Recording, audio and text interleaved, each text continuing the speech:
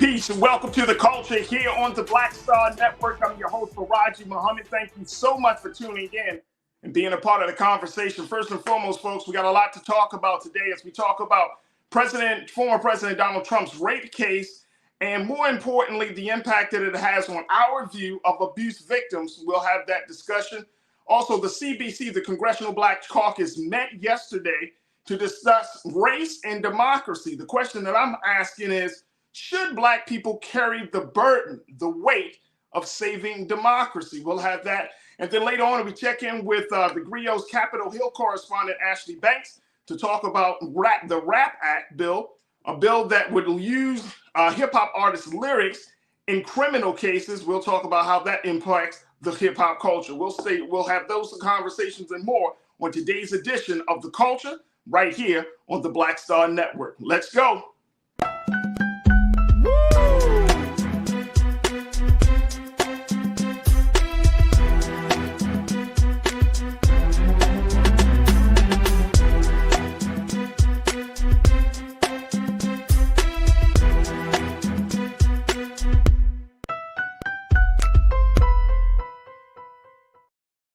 All right, folks, welcome to the culture here on the Black Star Network. I'm your host, Farajii Muhammad. Happy Wednesday. Happy Wednesday. And we want to jump right into the discussion as we have some great big conversations for you. All right, first and foremost, we're continuing the conversation around former President Donald Trump and his rape case, the case that officially ended yesterday, where writer E. Jean Carroll had taken Trump to court for allegedly raping her. Yesterday, we announced that Trump was not held liable of rape, but he was certainly held liable for sexual abuse and defamation of character against the writer, which will allow her to be awarded $5 million for those charges. Now, the conversation about sex abuse and rape still rages on, as we look at if you look at the law, what defines sexual abuse versus what defines rape. And so that conversation we wanted to have, because we also want to take a look at, folks, that in the midst of this particular case, how this case would potentially impact our view of abuse victims. And more importantly, going forward, what does this mean? Here you have a presidential candidate that did not get labeled rapist, but he has 26 other cases against him from women who said that he has sexually abused them as well. So there's a lot of cases of misconduct from the former president, even though women have voted for the man, even though he is running for the highest seat in the office. So we want to have a conversation about that first and foremost as we check in with my sister. She is the TV host. She's an attorney out of the great state of Florida, and we always happy to have her on Wednesdays here on The Culture. My sister Suzette Speaks. Suzette, good afternoon. How are you? Good afternoon. Hey, Farajii. Hey, Culture crew. Great. I'm always tongue-tied right at the beginning. You're always tongue-tied. I'll be so happy. I'm so excited. But hey, Culture crew, what's up? What's up? Happy Wednesday. Good to be here. Happy Wednesday. All right, so the reason I wanted to have this, and I'm going to just put this out at the beginning of this discussion. One is, there are a couple of things. One is your legal expertise on this particular case, right? But two, we wanted to talk about the discussion around abuse victims. How does this case impact, or does it even make an impact on abuse victims who decide to go through the whole process of bringing their alleged accuser to court? And then the other point is, you're in Florida. What's the murmurings right now around this case, and does it have any bearing on President Trump's candidacy as he looks to get back into the White House? So first and foremost, let's talk about the legal side of it first. Yeah. The legal side, this was a rape case, but he was not charged with rape. He was not convicted of. He was not held liable of being of rape. He was held liable of sexual abuse. Mm-hmm. So that's a different thing. Is it a big difference, or is it a small difference when you look at sexual abuse versus rape? Okay, well, again, everybody, it's great to be here. Miami Yeah. represent. We are looking at a history yet again. President Trump at the forefront of being the first ever sitting president now held liable for sexual abuse. As Farajii has pointed out, there's a difference between what this case was and a criminal case. So again, just to clarify, this was not a criminal a prosecution where the state or the federal government was charging that he had broken a law. It was an individual who brought a case civilly, a civil litigant, E. Jean Carroll, an American journalist and columnist. She worked for Elle for a couple decades, writing advice columns, etc., well known. And she said that back in either late 96 or end of 95, early 96, she said she wasn't quite sure when exactly it had occurred, but that she was shopping at a New York department store, and the president at the time wasn't the president again at that time, kind of struck up conversation. They ended up talking, went into a lingerie section. Did we lose her? Okay, she accused him of possibly he was a some sort of business, which she said the violation was in fact that he had penetrated her with both his fingers. I don't mean to be too graphic, as well as she could not 100% know that he also had used his genitalia. She said she couldn't see. So what this jury made up of 6 men and 3 women, which is very interesting, Farajii, because a lot of times you'll find that men tend to convict more when it comes to sexual abuse cases. But you found that in less than 3 hours, they came back with a verdict after a 2-week trial where former President Trump did not testify in his defense. He alleged that he didn't know her. He never knew her. This never occurred, that he had never met her. And of course, we saw a slew of women, both from the attorneys for Miss E. Jean Carroll, the witnesses that she called that verified her account that she had told somebody or 2 friends contempt what happened. There were also who tested for allowed to testify. Then with attorney ask. Let me do this. Hey, hold on, Suzette, because you're breaking up. I want to stop for the right defamation charge and the sexual health for. Right. Let me do this. Let's take a quick pause because I want to make sure my sister Suzette can be heard loud and clear, and I know she's breaking up. Folks, we're going to take a quick pause. When we come forward, we're going to have more conversation about the Trump rape case and its impact on abuse victims. Join us in the discussion. We're streaming right now on YouTube, Amazon News, and of course on BlackStarNetwork.com. Stay with us. More conversation here on The Culture on the Black Star Network.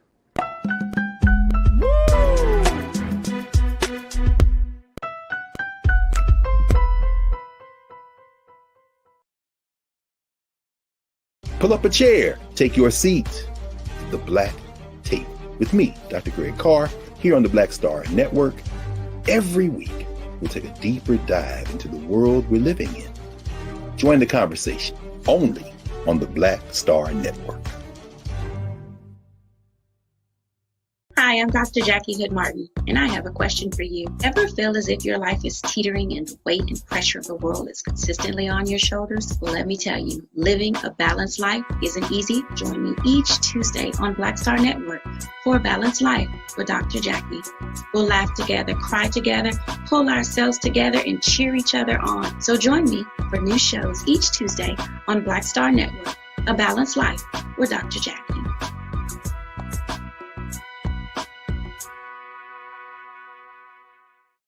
Don't you think it's time to get wealthy? I'm Deborah Owens, America's Wealth Coach, and my new show on the Black Star Network focuses on the things your financial advisor or bank isn't telling you.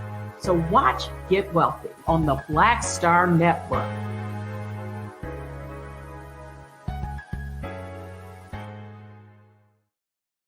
When you talk about blackness and what happens in black culture, We're about covering these things that matter to us, speaking to our issues and concerns. This is a genuine people-powered movement. There's a lot of stuff that we're not getting. You get it, and you spread the word. We wish to plead our own cause. Too long have others spoken for us. We cannot tell our own story if we can't pay for it. This is about covering us. Invest in Black-owned media. Your dollars matter.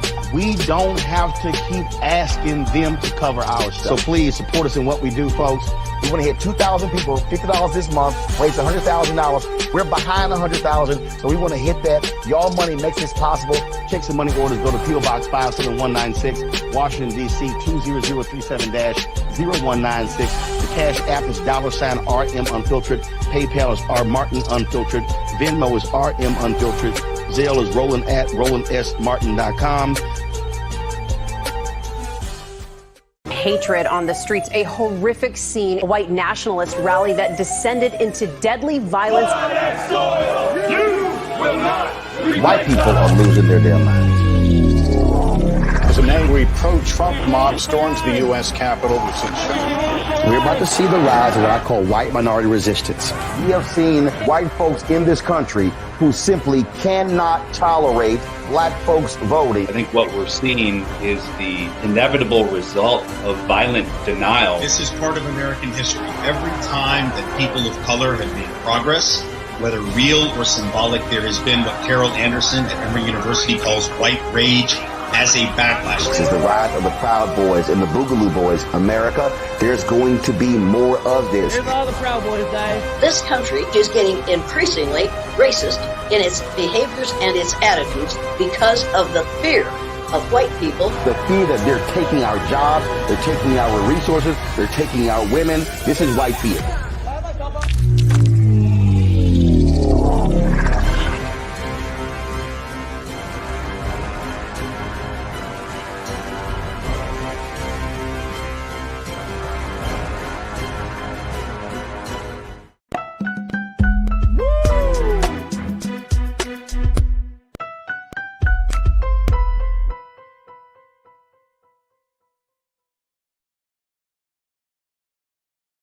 All right, folks, welcome back to the show. We've been talking about former President Donald Trump's rape case and the impact that it has on abuse victims. We know that the former president has now, the verdict has been coming in for the civil case. This is not a criminal case, but for the civil case, he's held liable for sexual abuse and for defamation of character against writer E. Jean Carroll. I've been checking in with my sister Suzette Speaks, TV host and attorney, to share her thoughts and insights on this as we talk about it. And folks, I want to get your take as well. Make sure you join us in the conversation. We're streaming live right now on YouTube. And make sure, of course, you check us out on Amazon News and BlackStarNetwork.com. So, Suzette, one of the things that you were mentioning, kind of giving us some more details on that backstory of how they met and everything. But there's the difference between sexual abuse and rape. And I want to kind of just push this a little bit further along. That does this make any difference, do you think, to people, whether he gets liable for sexual abuse or rape? Like these other 26 women that have cases against him right now, they are also saying that he's pretty much sexual predator. That there's a level of sexual misconduct right now. So does that make any difference? I mean, in the court of public opinion, okay, I'm liable for sexual abuse, but I'm not a rapist. I mean, does that make a difference? I don't think so. I think people, obviously, the facts are that we have, he was not found liable of rape. So we want to make that very clear. But I think in the court of public opinion, a lot of times people kind of hear sexual abuse and kind of make assumptions about what that means. And in this particular case, there was kind of a fine line, because even though being penetrated in one's body by fingers, and again, this is a little bit more graphic, can be actually qualified as rape, this specific contingent of jurors didn't find it so. So they found preponderance of the evidence showed, that means just over 50%. You could pretty much put another drop on the scale that said more than likely that she was sexually abused, but they could not find liability as far as the rape case. So I don't know if in the public opinion, though, it will have that type of effect, like, oh no, he's still okay. He didn't wasn't found liable of that extra step. However, I think this tarnishes his reputation again, as he's looking at being the top contender on the Republican side so far for the 2024 presidential election. I think this is definitely a stain on his record. Although he has continued on, he had a town hall right after, and he's moving forward as if it should not have any impact. But I don't think the public will make too much of a distinction, although the record will reflect that he was not proven liable for rape. Absolutely. Let me just share this very quickly. This came out of a Vox.com article around this case. Take a look at this, folks, and talking about, as we talk about this Trump case and the impact that it has on abuse victims. In the article, it says, this trial speaks directly to one of the issues that made Trump such an upsetting presidential candidate to begin with. He was not only inexperienced, incompetent, and bigoted, but he also looked extremely likely that he was an unrepentant sexual predator. When Trump nevertheless claimed victory over the woman widely expected to become America's first female president, speaking of Hillary Clinton, despite the Access Hollywood tape and despite accusations of sexual misconduct coming from at least 26 women, the irony was vicious and heartbreaking. Carroll's lawsuit presented one possible remedy. In that sense, this case is vital. As a civil case, the Carroll trial doesn't even come with the threat of potential jail time carried by New York's Al Capone-like swing against Trump for financial crimes. Now, while Trump has been found guilty of sexual assault, the verdict stops short of actually tarring him with the word rapist. Very true. Very true. So, you know, it's like he's still walking this fine line. He still may be appealing to some people, right? Regardless of the situation. But let me just play these videos, Suzette, and I want to see if this changes anybody's mind. This is a deposition that former President Donald Trump did some years ago. And this is what he had to say about two things. One is, we're going to play this first video, grabbing the woman by the crotch and his thinking behind saying that statement. And then he also talked about another woman by the name of Jessica Leeds, who is another woman that's come forward to say that she was sexually abused by the former president as well. So let's see this first clip. Take a look, folks.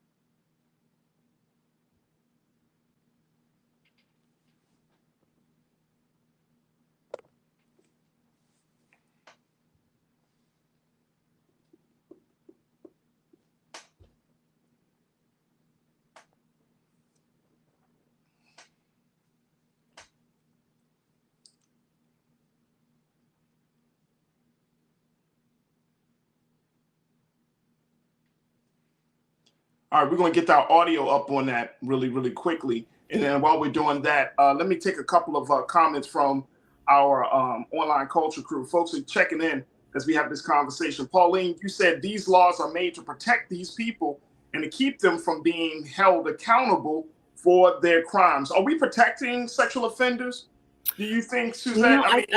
I think the climate has changed. If this case was brought when it happened or near the time it happened in the 90s, it's likely, as E. Jean Carroll has stated herself, she might not have been believed, and it would have been a very difficult time for her to bring this to bear. What happened here is that the administration of the governor of New York, Kathy Hochul, opened up what was a barred statute of limitations. First of all, it was just open for particularly sexual abuse victims in the church sexual abuse crisis. At first, it was for children who at the time, of course, couldn't speak up. So they extended the period for like a year.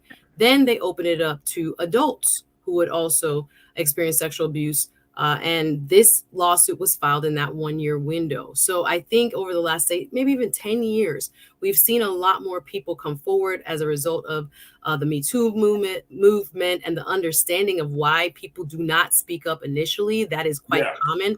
We are I think we have a better understanding of how this impacts a woman's life. 1 out of 3 women, it's approximated, will experience some sort of sexual assault in her lifetime. There are so many statistics about this being even underreported for that very reason.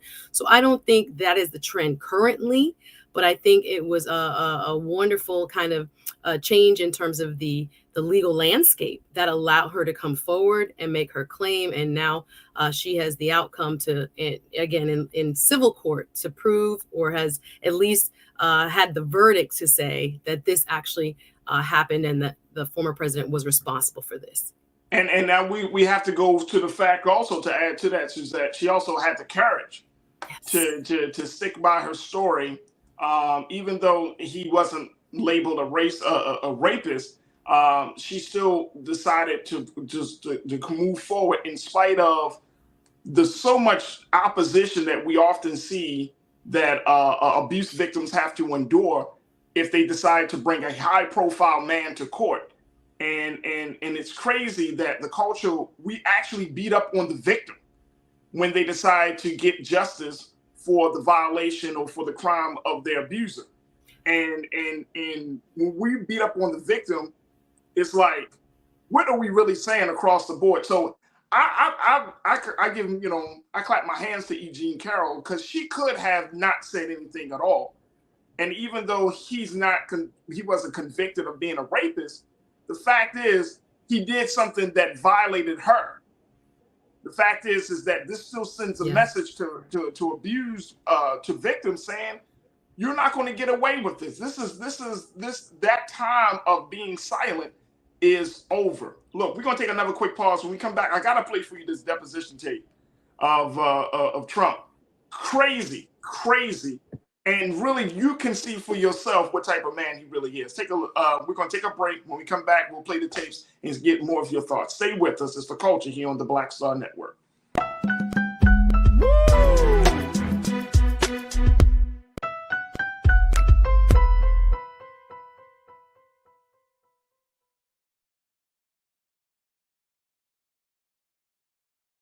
Hatred on the streets, a horrific scene, a white nationalist rally that descended into deadly violence.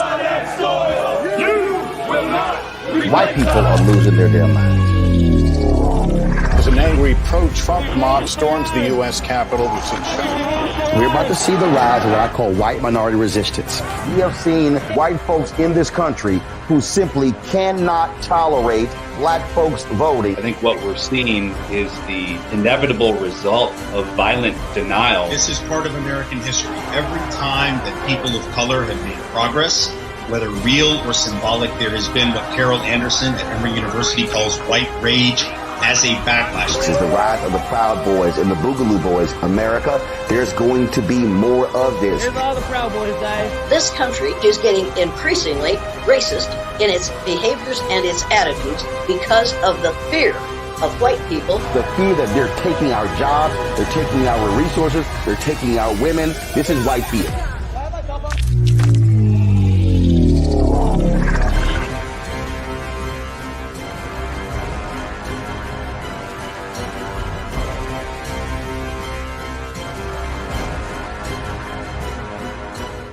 Black Star Network is here.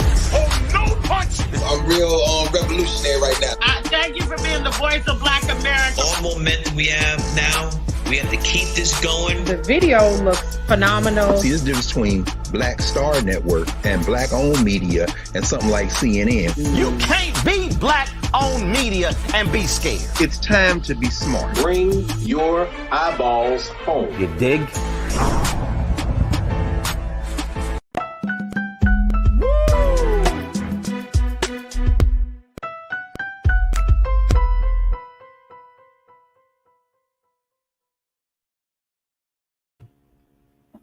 All right, folks, welcome back to the show. We've been talking about former President Donald Trump, his rape case, and the impact that this case will have on the larger conversation about sexual violence, sexual abuse, and how we handle women and victims of sexual abuse cases. All right, let me just share with you two clips. One, the first clip is going to be of Donald Trump as he's in his deposition with the attorneys of E. Jean Carroll about his statement regarding grabbing women by the P and how that statement, what's his thinking behind saying that statement. Take a look at this. And you say, and again, this has become very famous in this video, I just start kissing them. It's like a magnet, just kiss. I don't even wait. And when you're a star, they let you do it. You can do anything. Grab them by the pussy. You can do anything. That's what you said, correct? Well, historically, that's true with stars. It's true with stars that they can grab women by the pussy? Well, that's what it's, if you look over the last million years, I guess that's been largely true. Not always, but largely true. Unfortunately or fortunately.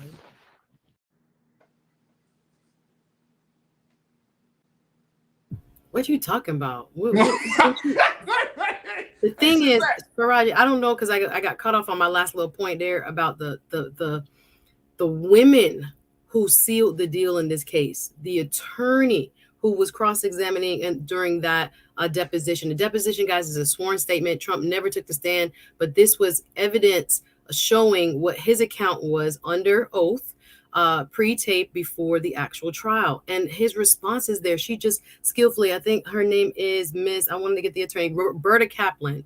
She let him write down in terms of a cross. Like, again, what do you think happens when men do this? Oh, they are allowed to do this for the last million years. Okay. And is that wrong? This man literally says, for good or for bad, or, you know, what are you talking about? We're talking about sexual abuse. And then she skillfully says, so are you a star? And she knew his own ego would not allow him to say no. And he was like, probably. I'm like, this is just, it's textbook to allow him to show who he really is and how he really felt towards women at this time when this deposition was taken. So even though he didn't take the stand and the judge allowed for an extension a couple times to say, he can still come, he can still, defend himself in person. He chose not to. So this is what the jury saw. And it was damning. It was very damning. It was very damning. I mean, like, he said that you can do this to stars, and I don't know. And then he picks out this random big ass timeline, like, for a million years. What? Double back and talking about, for a million years. Unfortunately, fortunately. Like, you are the master of double speak. You are the master of confusion, sir.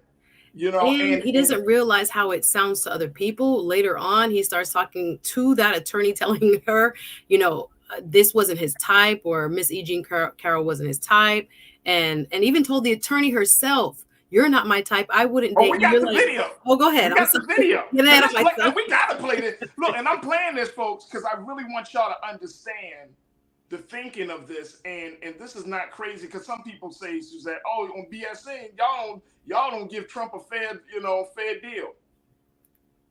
What you mean we don't give Trump a fair deal? In his own words. Don't give him, he puts himself in a hole. Exactly. Say, I was with Donald Trump in 1980. Nothing changed. I was sitting with him on an airplane, and he went after me on the plane. Yeah, I'm going to go after. Believe me, she would not be my first choice, that I can tell you. Man, you don't know. That would not be my first choice. When you said in that video that Ms. Leeds would not be your first choice, you were referring to her physical looks, correct? Just the overall. I look at her, I see her, I hear what she says, whatever. You wouldn't be a choice of mine either, to be honest with you. I hope you're not insulted. I would not, under any circumstances, have any interest in you. I'm honest when I say it. I would not have any interest in. Bruh. What? This is why they didn't want him to take the stand, Farajii. He could never take the stand. Hey, look. Hey, Suzette, when I was looking at that, I was thinking of that. I was thinking to myself, if I was his lawyer, I would never put this man on his stand because he would destroy the case. Oh my gosh, just says whatever. And he really genuinely means that. And he thought that was relevant to the conversation. Who in the room he liked and who he thought looked good or didn't look good. I think it really probably, and I don't know if you got that last point I made about all the women involved in this case. The 2 additional women who testified that something similar had happened to them. Jessica Leeds, right? Yes. And then you had the 2 ladies whom E. Jean Carroll was friends with at the time, who she contemporaneously told about what happened. So she couldn't remember a lot of details, but the fact that she told those 2 additional women who were present and testified that, this is what she told us happened. And they kind of helped her understand, you got to call this the R word. This is not, cool. This is not something that just happens, casually. This is a violation. What exactly happened to you? When you look at the attorneys, Roberta Kaplan, when you look at, all the women that played a major role, I think it says a lot about what he indicated he felt about women and the role of women in society and how they should be treated, and who ultimately ended up taking him down, so to speak, and getting this outcome in this civil trial. And this is why I think it's important for us to have this conversation, because folks are checking in. Hold on, hopefully I'm not saying this incorrectly. Deanna, Ray Roebuck, you checked in. Simply one word. You said sick. Yep. Janae, you checked in and said this is so degrading and so dehumanizing to be so crass in his thinking, and yet people voted for this predator, and some are still supporting him. Our society is so lost. Fact. So that's the thing. You're down in Florida. Are people, and especially women, are they turned off by this? Because this is, I don't know if everybody saw this deposition or saw this, these clips, but are they turned off by this? There's no way in the world that a woman, I can't think of a woman who would just be like, you know what?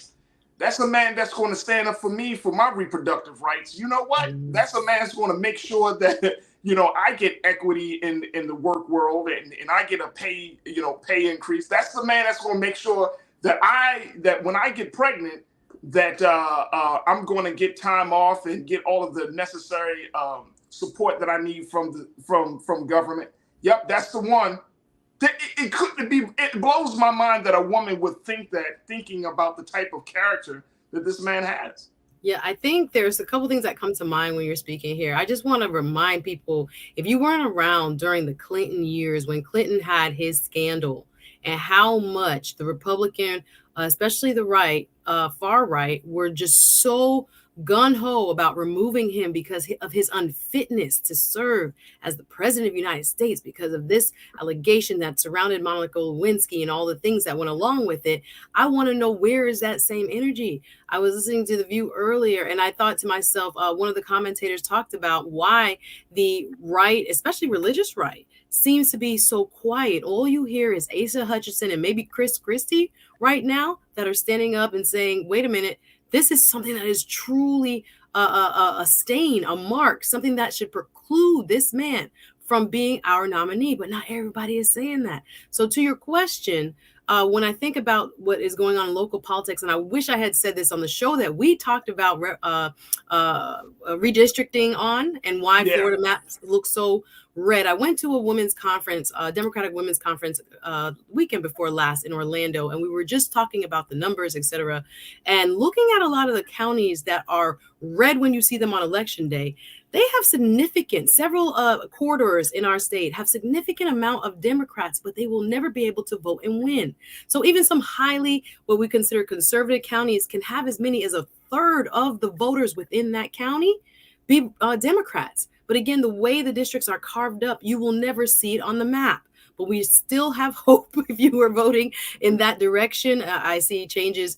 We were talking about demographic changes from Duval, Jacksonville, from Orlando to Hillsborough, which is Tampa Bay area, to Alachua County, Gainesville, where the University of Florida is, to Tallahassee, as well as, of course, where is the Royal Blue down south, Miami-Dade, and Monroe. Don't let the maps fool you, folks. There are a lot of people sitting on the Democratic side, but they're just being outvoted because of how districts are drawn. So I think this again brings attention to what people's main policy issues are. On the Republican side, I don't know if it changes much in terms of white women who supported him by and large, and what that base wants from him, if they are actually feeling satisfied with the direction of the Supreme Court and other things that he is put forward when he was in or put in motion when he was president. I don't know if they're actually happy and this is what they want, but I do think, especially among independents as well as Democrats, this is not going to bode well for him.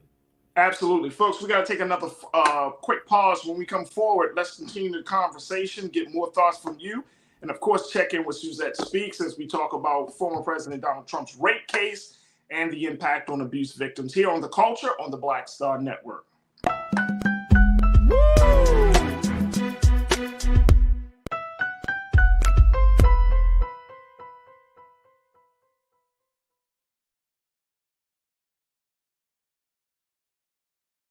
Hatred on the streets, a horrific scene, a white nationalist rally that descended into deadly violence. White people are losing their damn minds. As an angry pro-Trump mob storms the U.S. Capitol, we're about to see the rise of what I call white minority resistance. We have seen white folks in this country who simply cannot tolerate black folks voting. I think what we're seeing is the inevitable result of violent denial. This is part of American history. Every time that people of color have made progress, whether real or symbolic, there has been what Carol Anderson at Emory University calls white rage as a backlash. This is the rise of the Proud Boys and the Boogaloo Boys. America, there's going to be more of this. Here's all the Proud Boys, guys. This country is getting increasingly racist in its behaviors and its attitudes because of the fear of white people. The fear that they're taking our jobs, they're taking our resources, they're taking our women. This is white fear.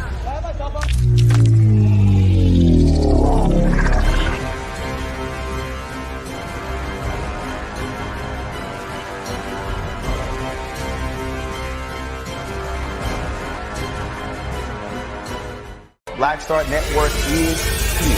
Oh, no punch! I'm real revolutionary right now. Thank you for being the voice of Black America. All momentum we have now, we have to keep this going. The video looks phenomenal. See, this difference between Black Star Network and black-owned media and something like CNN. You can't be black-owned media and be scared. It's time to be smart. Bring your eyeballs home. You dig?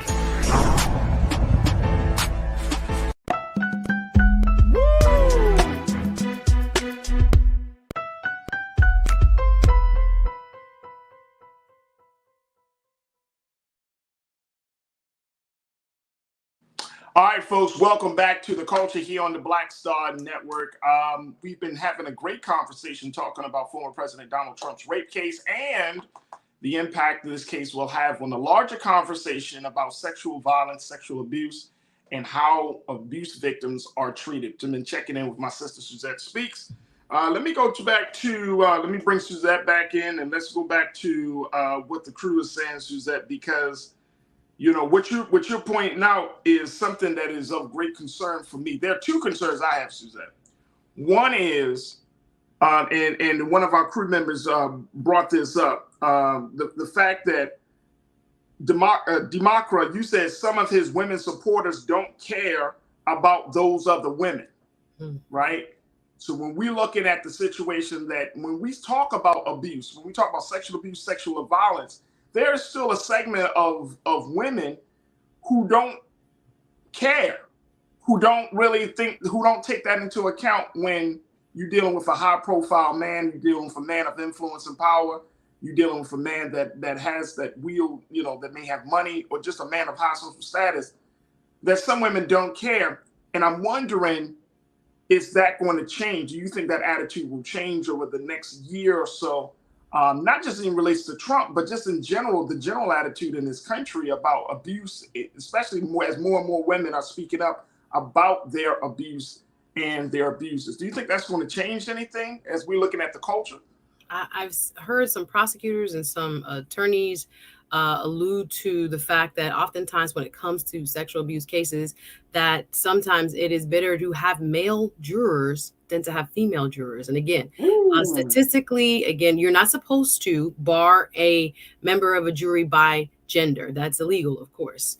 But in this case, we saw, again, it was 6 men and 3 women. And there are many who believe that that actually bode in the favor of the plaintiff, Miss E. Jean Carroll. So we can have, I think, several different opinions kind of coexist when it comes to women, but there are, in fact, a faction, let's say, within the body politic of women that does feel very strongly in terms of protecting women from this type of abuse. Let's kind of set that as a baseline. But there are others that oftentimes hold women to a higher standard. And of course, we have the religious overlay, political overlay about, loose women and how women behave. And did they invite this on themselves? And if you hadn't been there, this would have never happened. This kind of blaming the victim kind of mentality that also is rather pervasive. It's changed a lot with the conversations that are around, the Me Too movement and other places where we're saying this happened to a lot of people.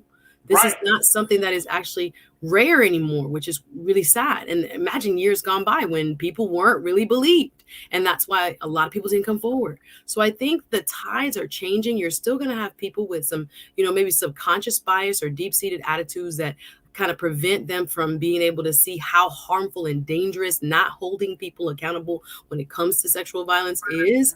But again, it is a slow kind of moving ship where you got to educate people and you have to kind of let people understand the importance of this framework in the law and why we need to make it easier, not harder, when it comes to allowing victims to tell their stories and to hopefully seek justice in our legal system.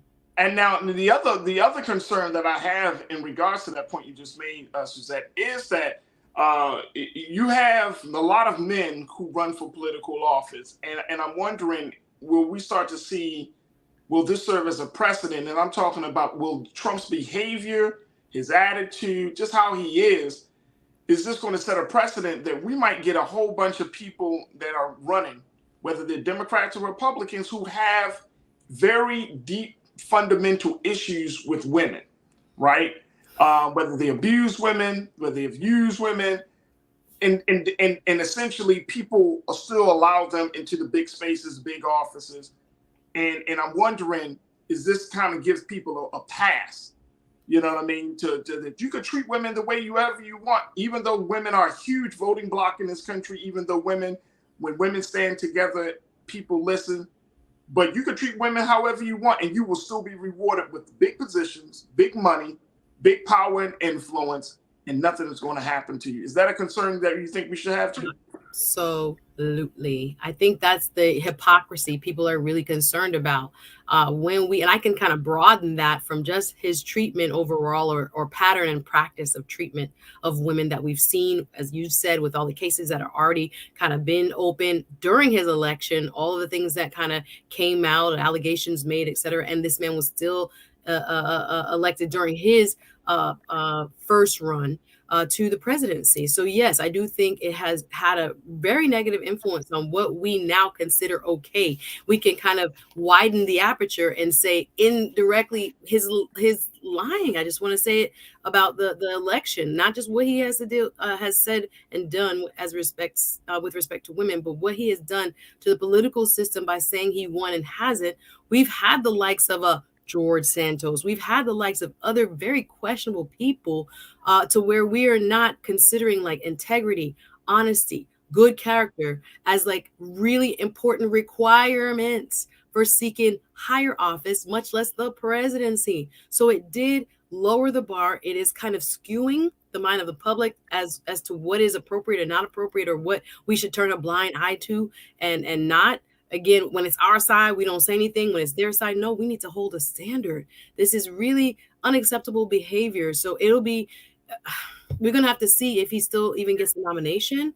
But I really want all Americans to really look hard at what we're saying by keeping someone in the race and viable for possibly getting elected to office with this type of track record. I mean, he has a crazy ass track record. Johnny Woods, my guy, you say grab her by the pee should have been a major flag. He shouldn't have gotten that far. Yeah, because I mean that should be a major flag. But the That's what fact we is, thought. That's what we thought, and they still voted for him. Majority of white women during that his first run supported him. and see, and this is the part about it.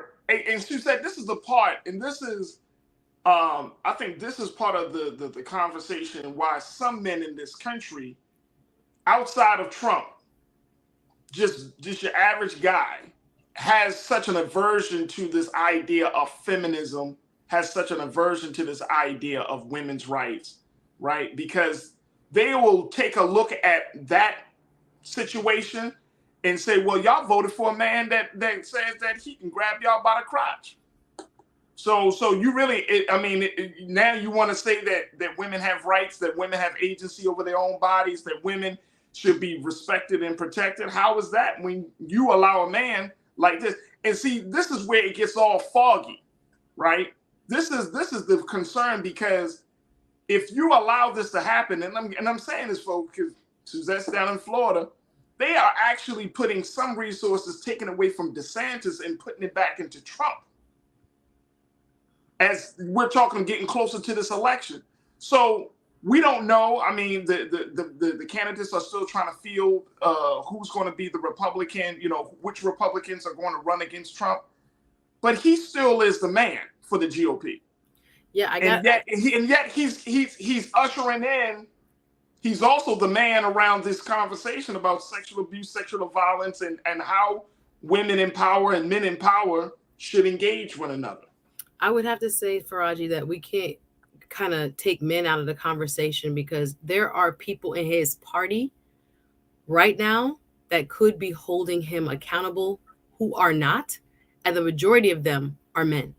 So right. I think we have to kind of make sure we are painting a picture that it's going to take men and women working together to kind of remove this kind of low standard of who gets to run for office and who will become a party's nominee for president. So I think there's a lot of people who are responsible for his rise and his maintenance of popularity, etc. There are people that are just afraid of speaking up against him. So I think that includes a lot of men in the GOP. And it has, again, Ron DeSantis himself has to be very careful, and has said as much in, kind of taped conversations about he doesn't want to piss off those voters, et cetera, et cetera. So the voters are not yet turned off enough so that he has to come out of this race, which is the scary part. And perhaps it is more a look of, just playing devil's advocate into what they believe he brings to the table in terms of other policy versus his, personal failings. So there's a delicate balance, but no one's perfect. But this type of behavior should not be sanctioned by any party. Absolutely not. Absolutely not. Lisa Davis, you checked in and say they have no standards. Wow. And as I was reading and preparing for today's show, Suzette, to Lisa's point, I was like, what is it going to take? This dude got all of these cases. These women have came out against them. E. Jean Carroll just finished it up. He got an indictment. It's like, what is it going to take for folks to not to get the final picture? Like, yep, he's not the one. You can see clearly in those deposition tapes, like he's all over the place. Yeah, it's just like, what is it going to take? And look, honestly, I think it was Joe Biden or some other high-profile Democrat. They were like, you know what? We want Trump. I think it was Nancy Pelosi that actually said this. She's like, we want Trump to run because we're going to, nitpick and just break him down. But if all of this stuff is happening before the election, I don't know if you're going to be able to break him down during the election season. If all of this stuff and people are still riding strong for him, make the, America great again, still rocking their red hats, it's just like, is it really going to make a difference? I think if he gets a criminal conviction, then we might have a different ball game. If the cases that are in New York, the cases that are likely going to come up in Atlanta, in Georgia, etc., he has some real federal and local cases, and mostly local cases by the state of New York, state of Georgia, that I think could, throw a monkey in it, so to speak, in terms of his viability. But so far, again, this has not been enough to damage his image, especially with his base. So it is frightening for a lot of us who are observing this kind of what we would hope would be, an implosion of his viability. But it hasn't changed. Again, that base is very strong behind him still. And again, it says a lot about our democracy. Oh, absolutely. Absolutely. All right, folks, we got to take a quick pause. When we come forward, let's switch the conversation from talking about Trump, but let's talk now about the Congressional Black Caucus.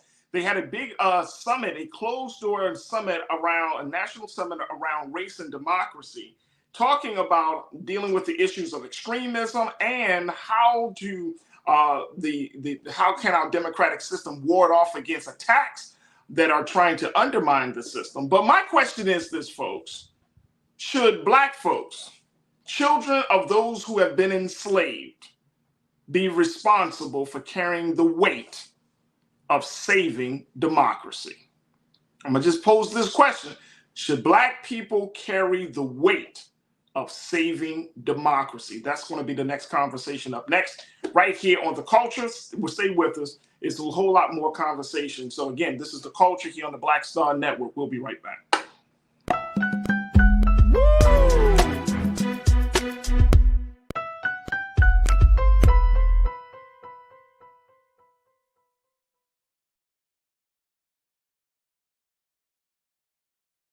Folks, Black Star Network is here.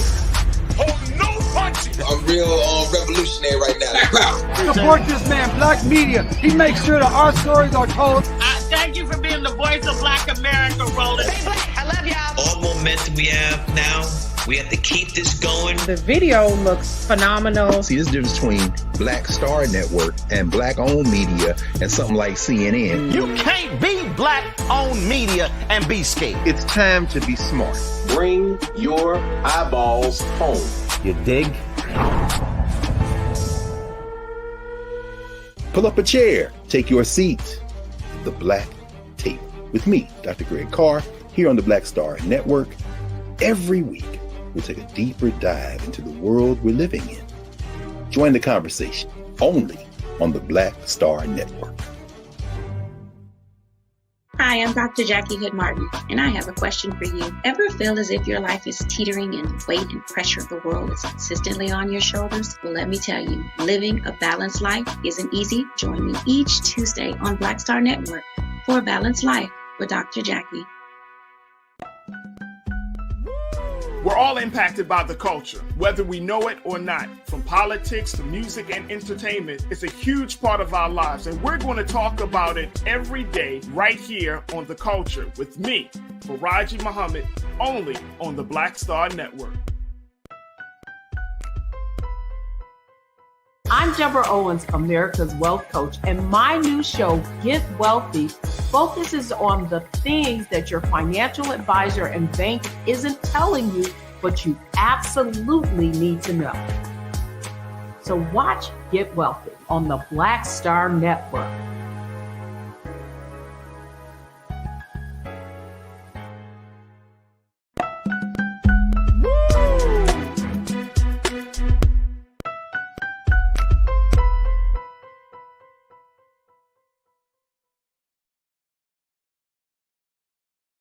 All right, folks, welcome back to the show. Welcome to The Culture here on the Black Star Network as we kick off the next hour. And again, if you're just tuning in to us here on the Black Star Network, thank you so much for tuning in. Join us in the conversation as we're having a robust chat in our culture crew with the culture crew on our YouTube chat. So definitely join us. And of course, you can continue to stream us on YouTube, Black Star Network, and Amazon News for all of this good information and conversation. All right, folks, let me go into the next discussion, which is around the Congressional Black Caucus, as they had a major meeting yesterday, a closed-door meeting, a national summit, as they put it, for Race and Democracy. This was organized by Representative Stephen Horsford out of Nevada. And this Black congressional leaders had a half-day closed-door meeting on Capitol Hill to discuss what they have slammed as the Republican Party's ongoing attack on democracy. Representative Horsford said, who serves as the chair of the CBC, he led a press conference to talk about the importance of protecting Black Americans' fundamental rights. He said this during his press conference. Take a look.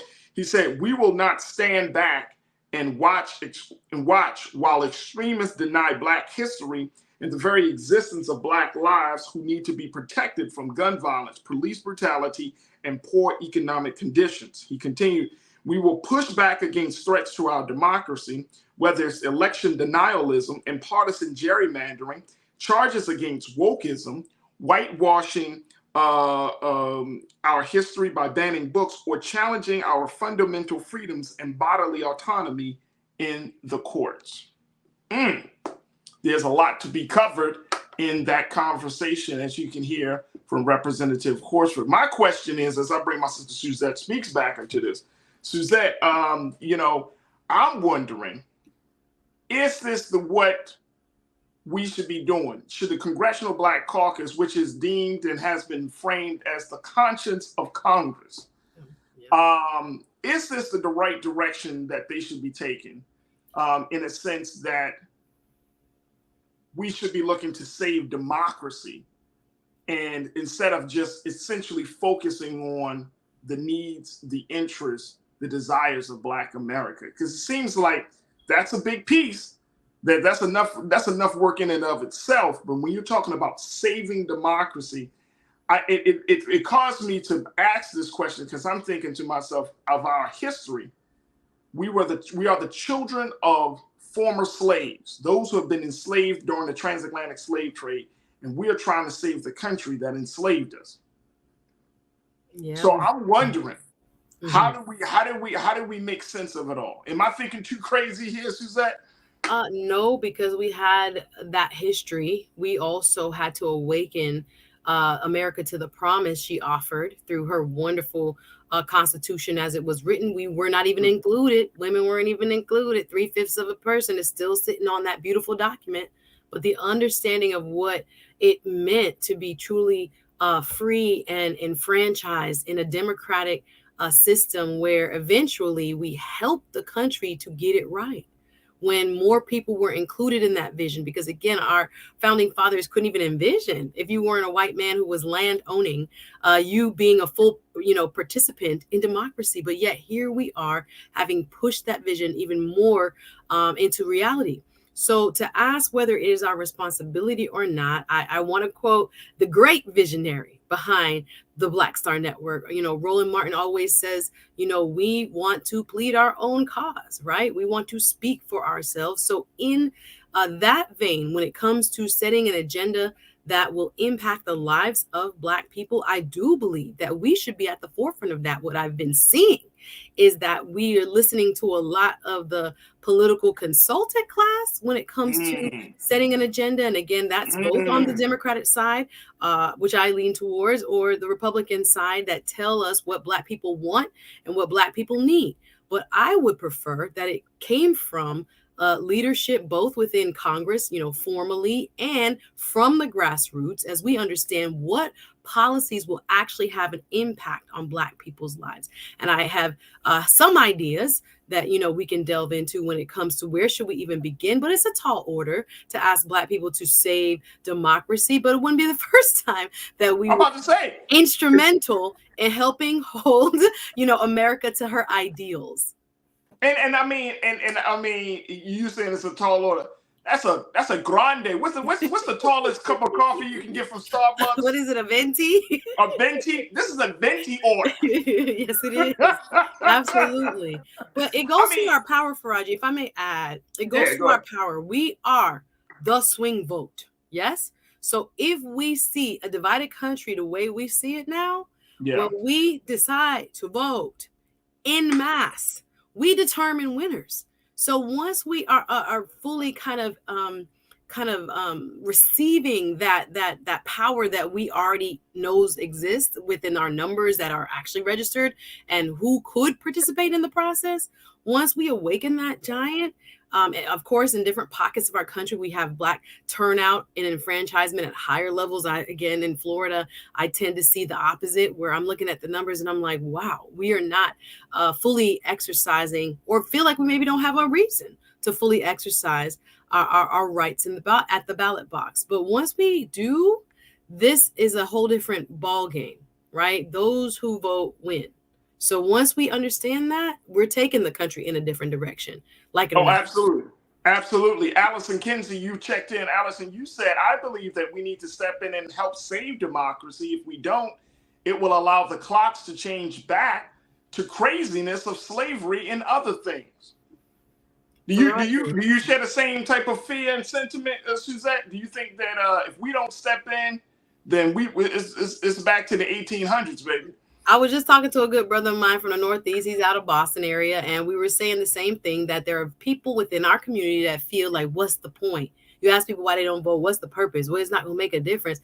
What they don't understand is that the wheels of democracy still turn, and somebody's still going to get to make a decision that's going to impact you and how money is spent, whether it's going to be spent on you or spent on somebody else, or how policy about, where we are on the international stage, all of those things still occur, whether we decide to show up or not. So I think we have to do a decent or a better job at making our community aware of why their ability to exercise the vote really means a lot more than is kind of like culturally being said. Yeah, we don't make a difference. There's an undertone of that, and it is frightening because it is taking hold, and it is allowing races and especially on a local level that we could really have an impact in, to sometimes, depending on where you are in the country, get away from us. So we really have to be careful that we are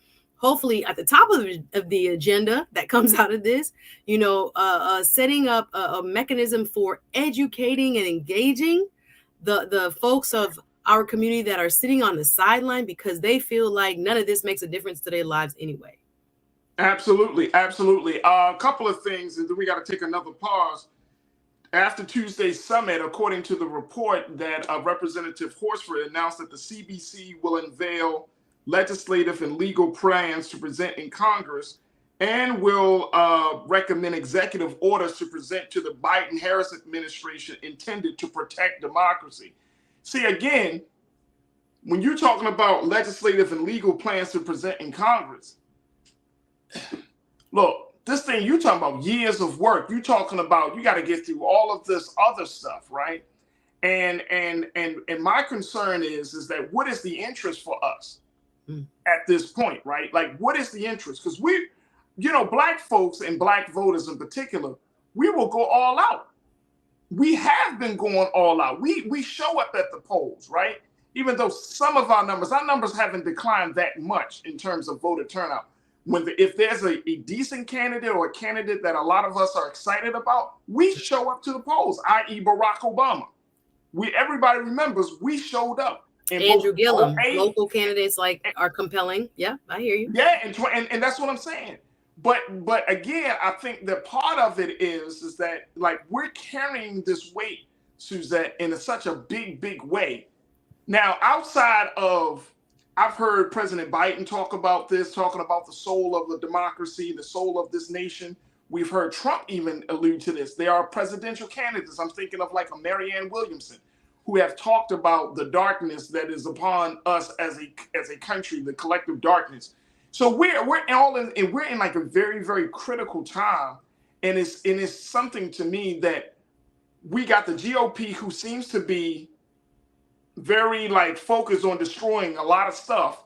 Then you got some Democrats who would destroy some stuff.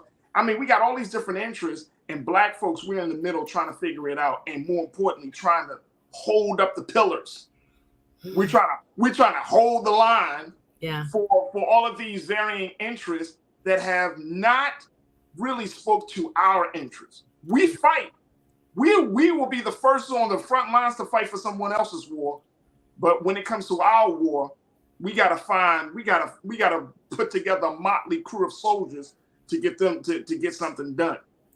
I listen, I don't mind it, because if we are not loud, if we don't lobby, because every other interest has lobbying groups that they pay to make sure their bills and all their policies kind of move quickly and move forward, we are going to be left behind. So I'm grateful that if the Biden administration hasn't done what it can be doing when it comes to criminal justice reform, when it comes to educational reform, when it comes to, I wrote my list of what would I do if I have 6 top things that Black people need right now, policy wise.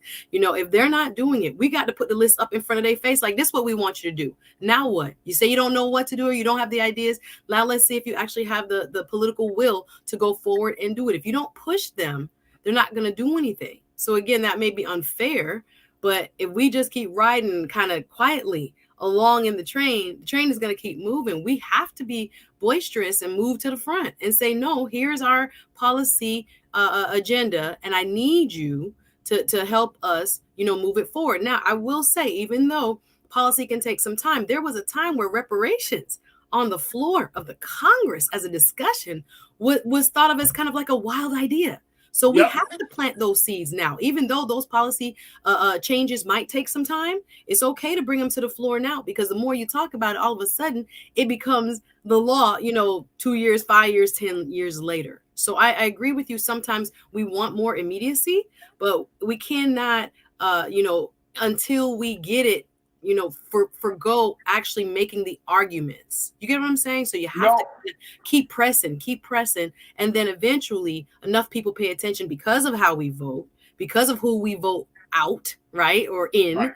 And then we get what we want. But yeah, they're going to have to. And I appreciate the Congressional Black Caucus for always being on the front lines, right? Always being at the vanguard of what it is that Black people are in need of and are thinking and want from this great democracy. And that's not going to change, in my opinion. Absolutely. Folks, we got to take a quick pause. When we come forward, I'm going to share with you more plans from the CBC as they look to save democracy and address this issue of extremism among the race problem here in the country. We'll have that conversation up next. So stay with us. It's The Culture here on the Black Star Network.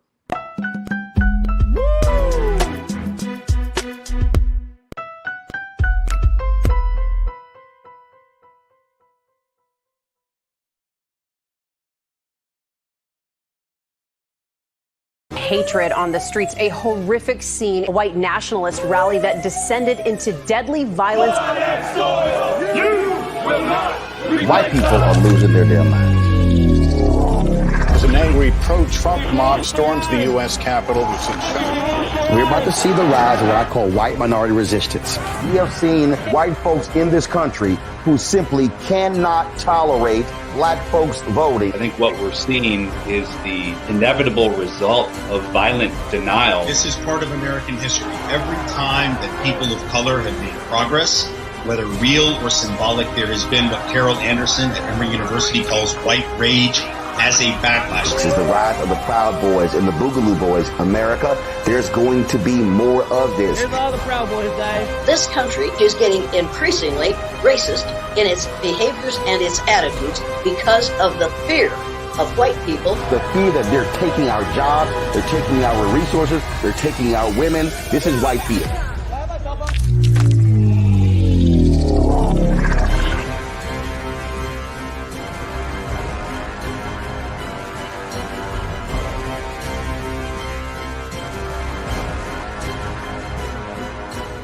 Black Star Network is here.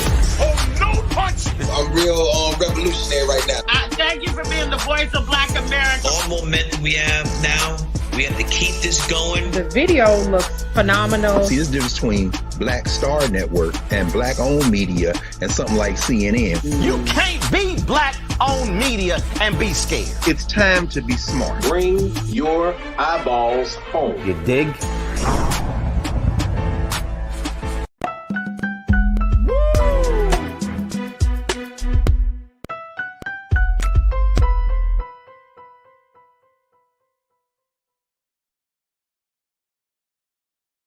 All right, folks, welcome back to the show. We've been talking about the CBC's closed-door national summit that they held yesterday on Capitol Hill, where Black decision makers and legislators and lawmakers came together to discuss two big things: the issue of extremism with the race problem here in the country, and saving democracy as it relates to ensuring the fundamental rights of Black America. And I'm asking the big question: should Black people be burdened or carrying the weight of saving democracy? And folks, so you have been checking in, as we've been checking in also with my sister Suzette Speaks. Let me just share with you very quickly, and I want to bring Suzette back in. Suzette, with what some more of the crew is saying around this. Official Sanika brings up a point, saying, if our voting power is so tremendous and powerful, we need to establish an independent Black voting bloc and start leveraging our voting power.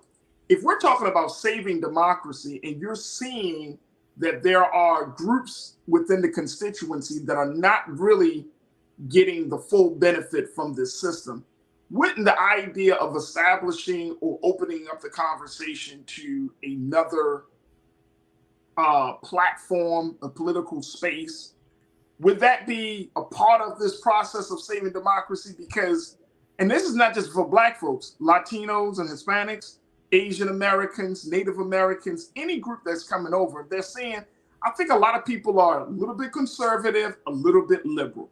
Mm-hmm. It's not just one person down the line, all the way conservative, all the way liberal. I think a lot of us are kind of, a little bit of both. So would opening up this political space of democracy to another independent Black platform or to an alternative platform outside of Republican and Democrats, would that be helpful? I can understand the sentiment. I don't know is my full answer, but I understand the sentiment as educating ourselves first and foremost, for ourselves, through ourselves, by ourselves, so that we understand the issues fully. I think a lot of us in our community who are, educated or read up on what's going on, feel a sense of ownership or desire to participate. But we have a lot of people, Farajii, even though our numbers, depending on where you go, I guess I'm speaking from a Florida point of view, right. Turnout, it fluctuates. But here, again, we have a lot of disenfranchisement. We had a statewide vote where the majority, over 60% of Florida, this is why when y'all keep saying we so red, we voted to legalize marijuana here. We voted for marijuana licensing. We voted for a restoration of rights for people coming out of prison with non-violent crimes. There are a lot of statewide initiatives that pass here. So as you say, a lot of people are somewhat conservative and somewhat liberal. And, but then we see our Florida legislature turn around and curb the constitutional amendments, right? Add a layer of laws on top of them and basically restrict what the will of the voters are. So, but back to your question, in terms of having our own, I think the education piece is very important because even though, again, in this platform, the audience is skewed, we care, we understand what's going on, but there's a lot of our brothers and sisters, depending on where you are in the country, that need that kind of grassroots touch as to what they're doing. But is that possible? Yeah, I think I understand the sentiment in terms of wanting to do it on our own. We can't necessarily rely on others. Yeah.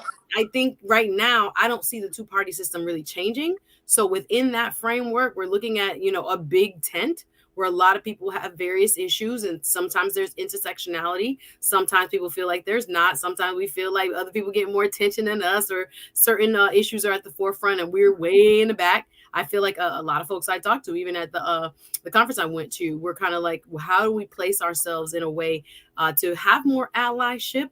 But again, it's not allies so that Black folks are only supporting you.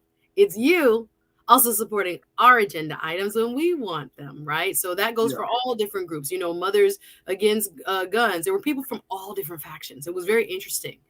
So there can be, I think, a more grassroots approach when it comes to us kind of having the conversation within ourselves and making sure we have our voting base on lock, as we say we do, and deciding on candidates together, or having forums, or having, I guess, focus groups and things like this to understand what Black people really want and what Black people really need.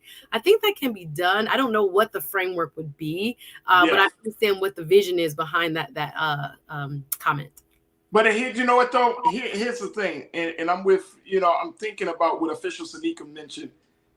Is it possible? And Corinna even made this point. Corinna, you said, Monkey, we have no, not this point. Let me go. You said folks must first understand history, economics, and the power of the vote. Until that happens, every suggestion of another party will fail due to its lack of substance.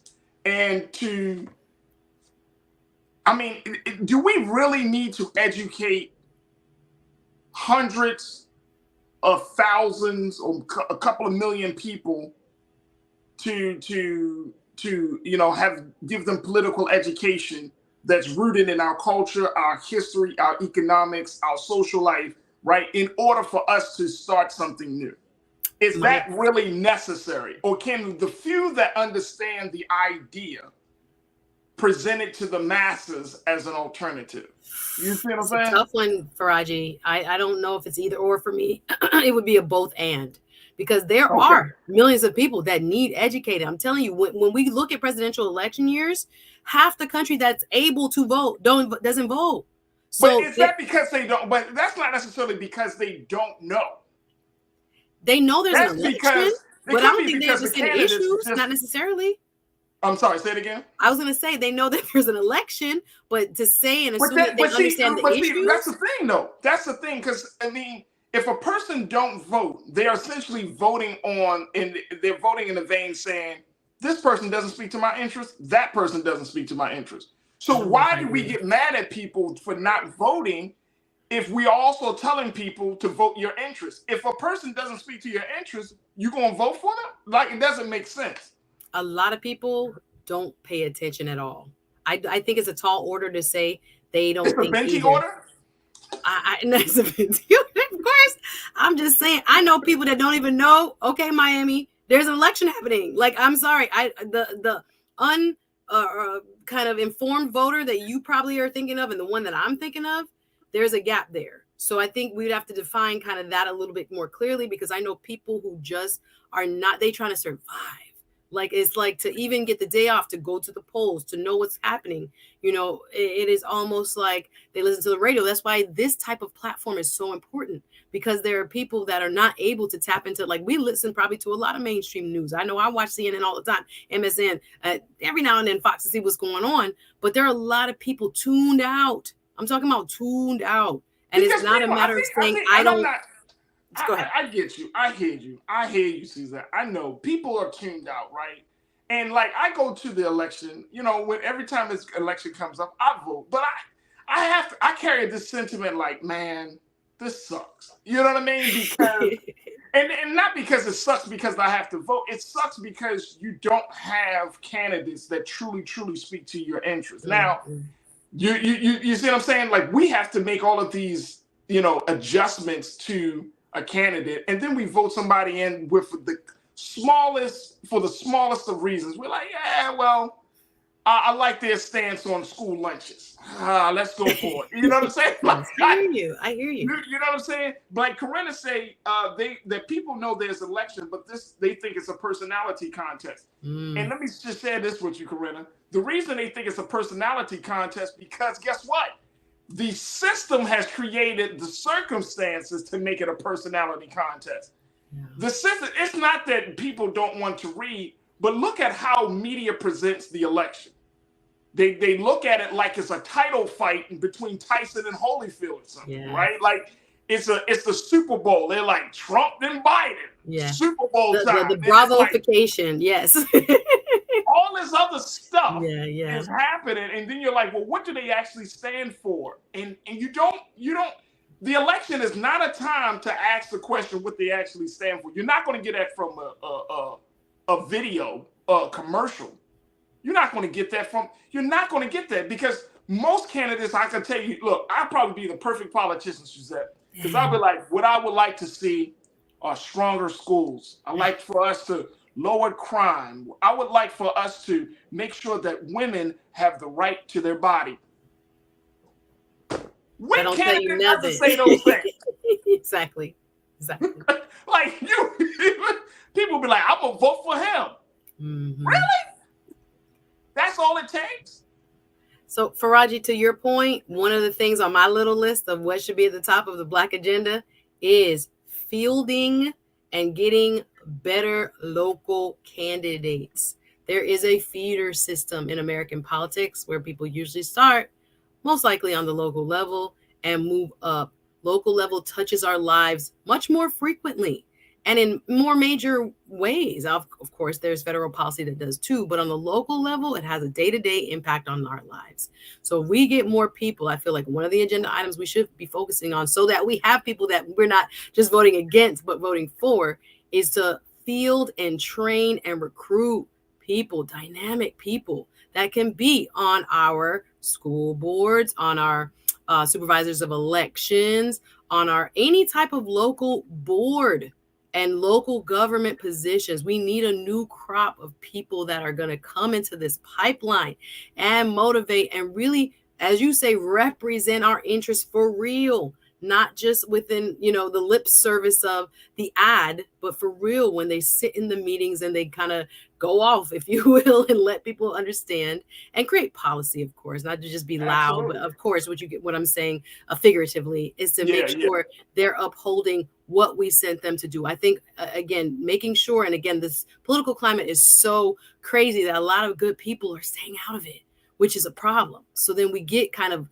these lackluster candidates where people are just voting because they hold their nose and they vote. So I think the pipeline issue and making sure that we are fielding and recruiting dynamic teachers, people who have real life experiences, compelling stories, and real fervent commitment to our issues, activists, others. We need them to not stay away from, but engage in the system even more. Absolutely. Let me just say this. We got about 30 seconds before we take our next pause. But the CBC plans to take this conversation on the road, Suzette. They announced that also yesterday that they're going to launch a campaign called the Summer of Action to Defend America. The Summer of Action to Defend America around the 60th anniversary of the March on Washington. And that will include several undisclosed events that will take place in 10 major cities such as Las Vegas, Atlanta, Baltimore, Milwaukee, New Orleans, and Houston. So again, if you are in these cities, if you are in these areas, if you're looking to get involved, check out the CBC's launch of the Summer of Action to Defend America, the 60th anniversary, around the 60th anniversary of the March on Washington, Las Vegas, Atlanta, Baltimore, Milwaukee, New Orleans, and Houston. You can go to the Congressional Black Caucus website to get more information. But it is going to be important that they take this conversation on the road. These are big cities. They have a strong Black populations, but these are cities that also understand the need for progressive politics. And so it's going to be very, very interesting to see how the CBC not only hosts these events, have the conversations, but getting the Black people fully engaged, whether it's with voting, whether it was with thinking about the idea of the next steps, and more importantly, this question, should Black people carry the weight of saving democracy? All right, Suzette, we got to take a quick pause. When we come forward, we're going to check in with the Grio's Capitol Hill correspondent, Ashley Banks, to talk to us about the RAP Act bill that is being reintroduced to Congress and its impact on the culture of hip-hop. Stay with us. That discussion is up next here on The Culture, right here on the Black Star Network.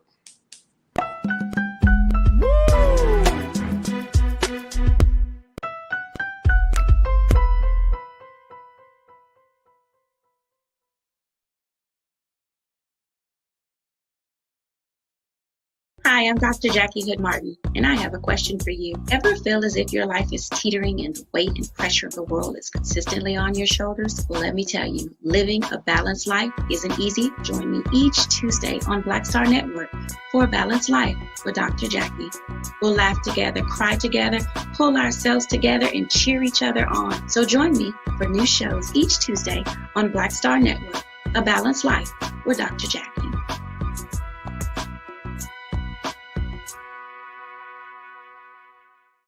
Black Star Network is here. Oh, no punch! I'm real revolutionary right now. Thank you for being the voice of Black America. All momentum we have now, we We have to keep this going. The video looks phenomenal. See, there's a difference between Black Star Network and Black-owned media and something like CNN. You can't be Black-owned media and be scared. It's time to be smart. Bring your eyeballs home. You dig?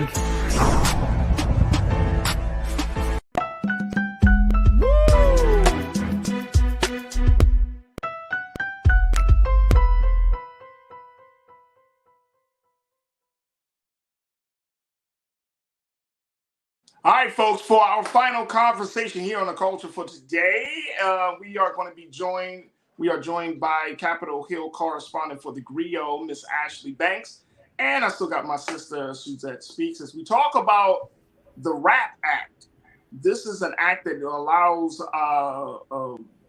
lyrics coming from artists, from various artists, to be used in criminal cases and can possibly serve as a way to get either rappers or other folks otherwise associated with the culture, get them in prison. So I wanted to talk to Ashley about this. Ashley, thank you so much for joining us. How are you feeling this afternoon?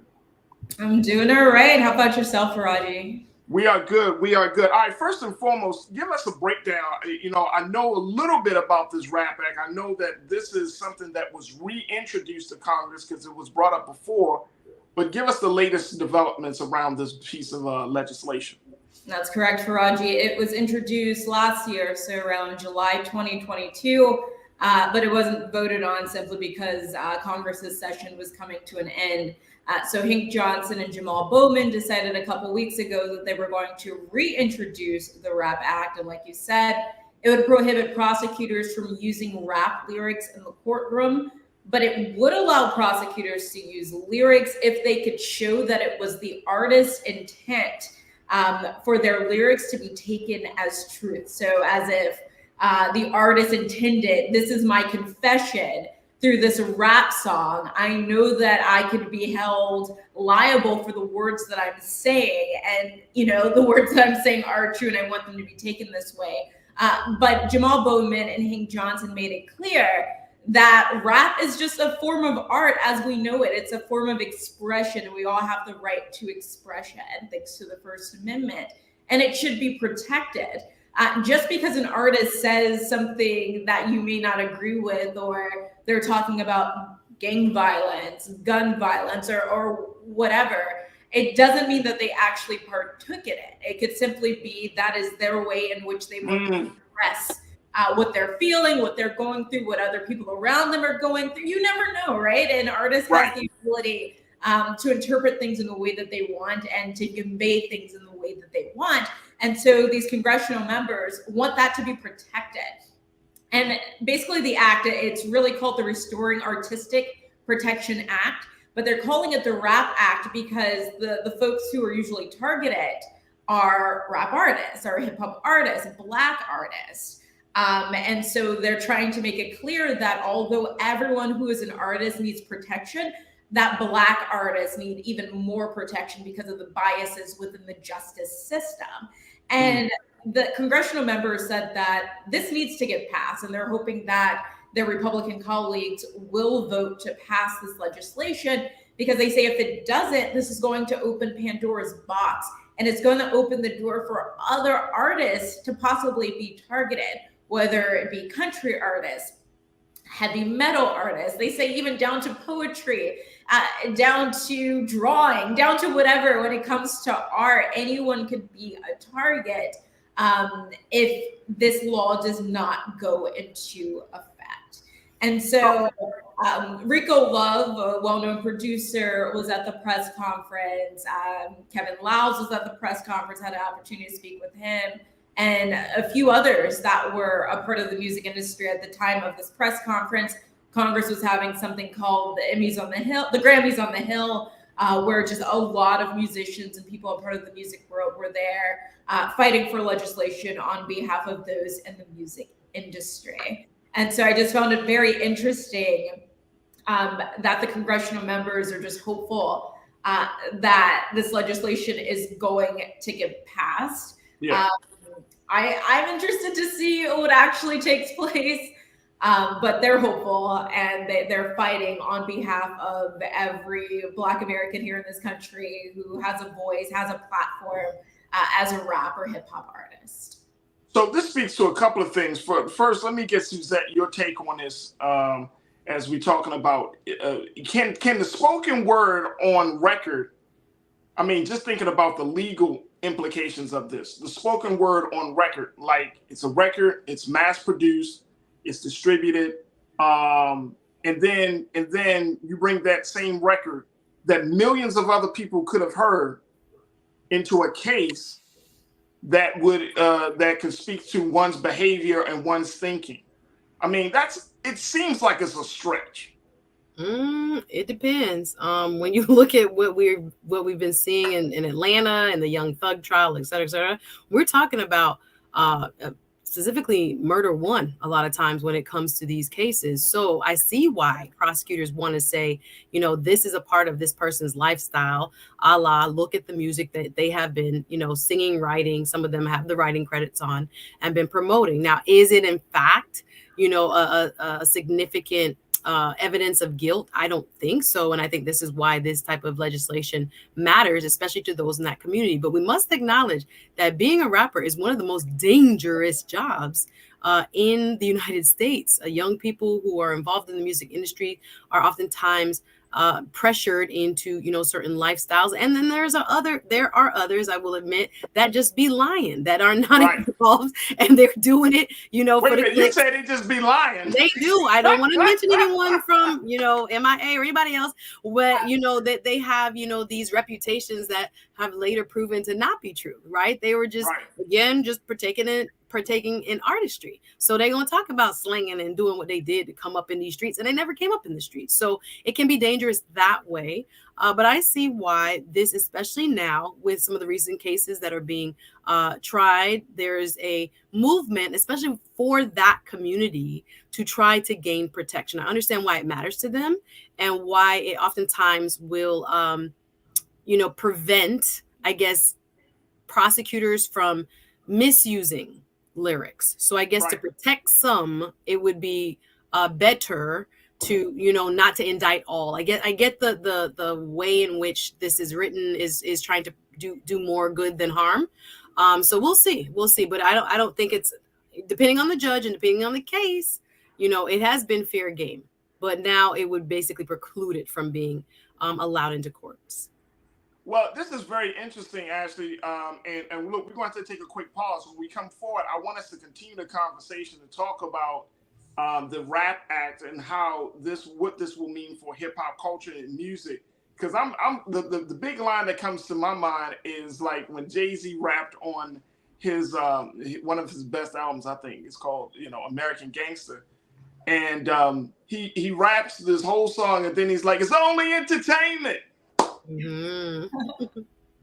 And that's it. It's like, it's only entertainment. But as a person who understands that words do make a huge difference in shaping the consciousness of people, it's not just entertainment. It becomes a way of life. It becomes a thought, quote unquote, an ideology that people use, that if you consume enough certain type of rap music, that you're going to start to see the world through that lens, right? So it's something deeper here that I think politically and legislatively or legally that folks are trying to get a wrap on, their hands wrapped around.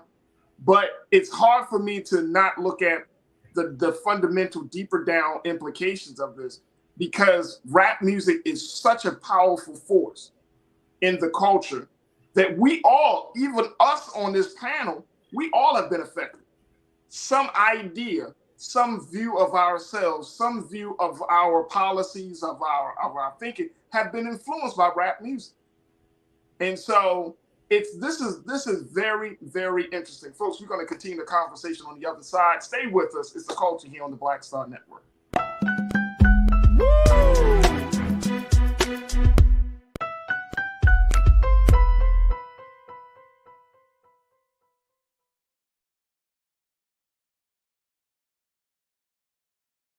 Pull up a chair, take your seat. The Black Tape with me, Dr. Greg Carr, here on the Black Star Network. Every week, we'll take a deeper dive into the world we're living in. Join the conversation only on the Black Star Network. Black Star Network is here. Oh, no punch! I'm real revolutionary right now. Thank you for being the voice of Black America. All momentum we have now, we have to keep this going. The video looks phenomenal. See, there's a difference between Black Star Network and Black-owned media and something like CNN. You can't be Black-owned media and be scared. It's time to be smart. Bring your eyeballs home. You dig?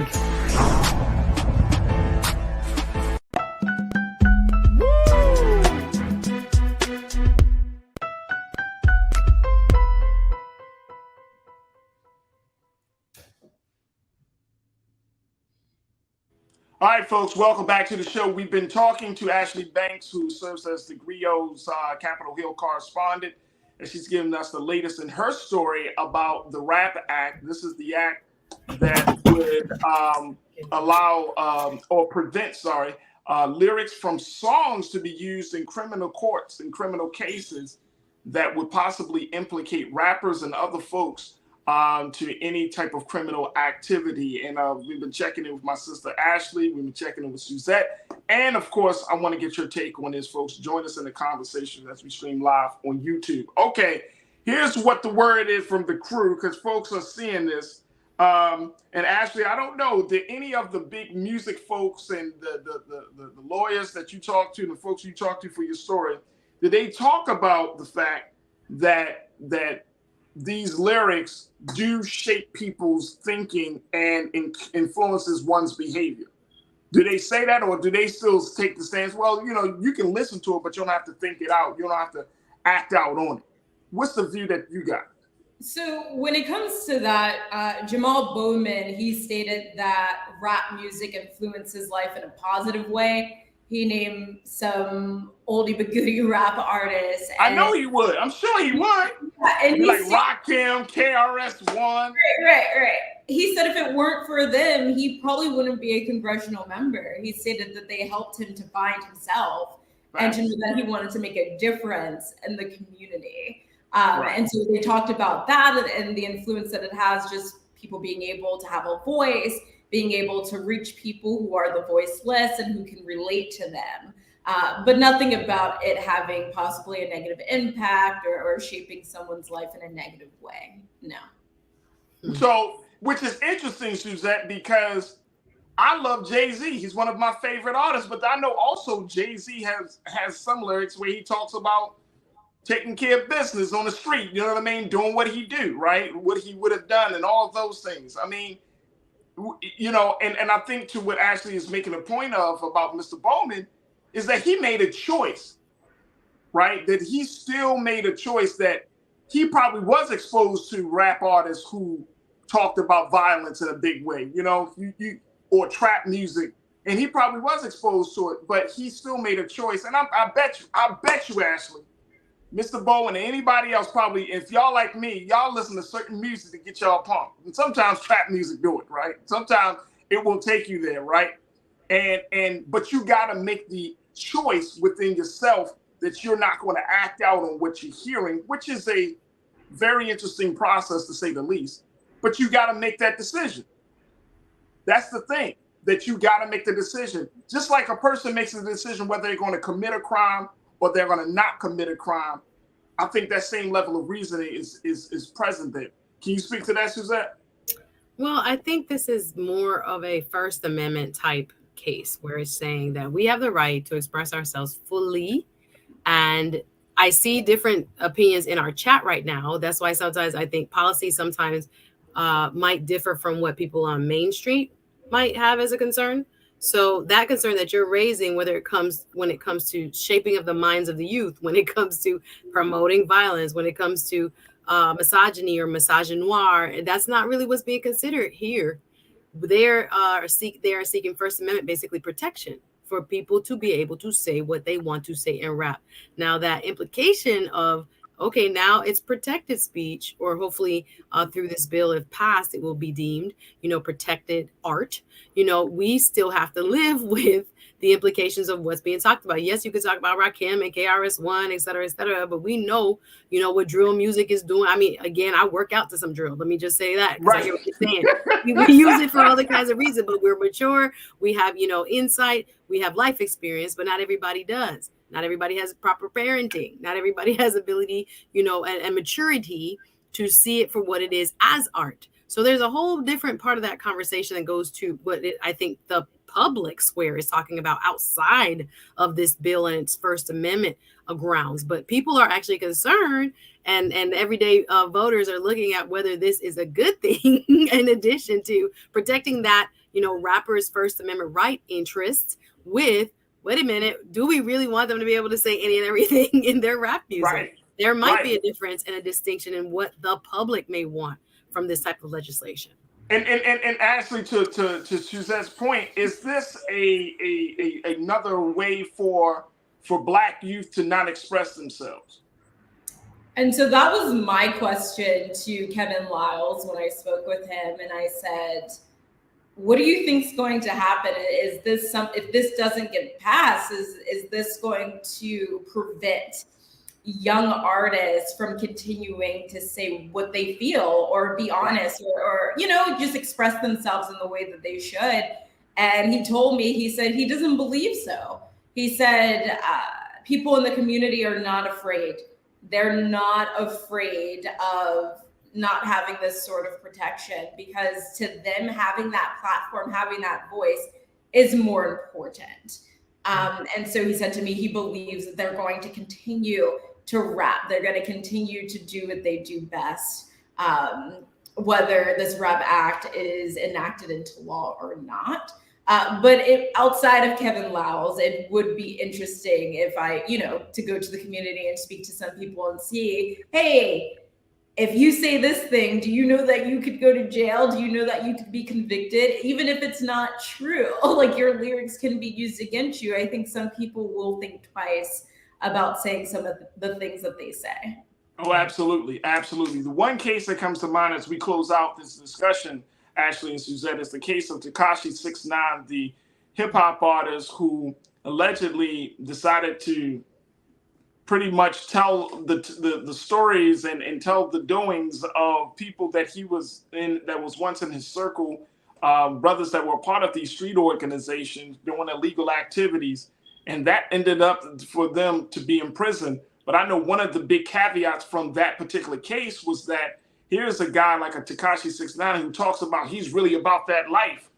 And then when he comes into the courtroom, he's singing. When he goes to the gym, them boys hemming him up in South Florida. I'm not even encouraging violence, but we see that he's not living the life that he's not living the life. Yeah. And that's the ultimate thing. And I think that is the ultimate part about this, Ashley and Suzette, that an artist is being pulled up as being fake and phony because what they're rapping is not consistent with their lifestyle and who they are. Mm. And I think that rappers are now becoming more and more aware of this, that like I better rap closer to home versus the talking about this stuff that I'm doing, because you got this Rap Act, you got prosecutors, you got prosecutors, and you got all these legal people that are coming after you because somebody in your camp is going to do something stupid and they're going to lay it on you. And then the other part of it is that you got all of these young people who you are influencing. And if they do something crazy and they come back and say, yeah, I was listening to Lil Durk, I was listening to Lil Baby, I was listening to, it's going to come back in the artist. This is going to, I think if this is passed, it will help to protect artists. But then if it doesn't get passed, it's going to only further exacerbate the expression that Black artists can really give when they're talking to the next generation. So this is going to be very, very interesting. Very quickly, Ashley, how soon should we know a word about this piece of legislation? We'll see. I mean, right now it's waiting to be voted on, and so that can take months. Yeah. But Jamal Bowman, after speaking with him, he's hoping that it goes through. He's actually in recent years has seen some convictions overturned for amateur rappers who were simply put away because of their lyrics. And so this could be a game changer even for people right now who are behind bars, people we've never even heard of on the local level who are rappers, and their lyrics are simply used against them. And so it can be helpful. It could be hurtful, right? There are pros and cons to everything, but I think the upside to this would definitely be freeing those people who actually haven't committed any crimes and simply just said certain things in their lyrics. But I believe lyrics should be protected and should only be used if there is other evidence supporting that the rapper, whoever was involved, actually committed a crime. So absolutely.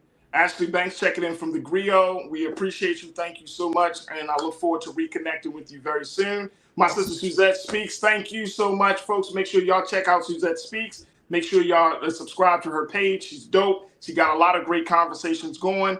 Make sure y'all check out Ashley as she writes her stories. We actually just talked about Ashley's story dealing with the CBC. So big shout out to Ashley for continuing to put out the work of this. So Suzette, Ashley, thank you both for being so good for the culture. All right, folks, that's going to do it for us. I want to thank my team. I want to thank each one of you. Make sure y'all do your due diligence to support us here at Black Star Network. We are the digital media platform that are having these conversations for Black America. Make sure you go to our website today, download the app, and make sure you follow us on all social media platforms and share the content. But again, that title, Black Star Network, that's the one that you want to support and continue to invest in. So big shout out to our big brother, Roland Martin. Also follow me on social media at The Real Farajii on Instagram and Farajii on Twitter. And I'd love to build with you. Stay tuned. Up next is RMU. As always, never be afraid to challenge what's wrong. Stand for what's right while being yourself in the process. God willing, we'll talk soon for another exciting edition of The Culture here on the Black Star Network. Peace.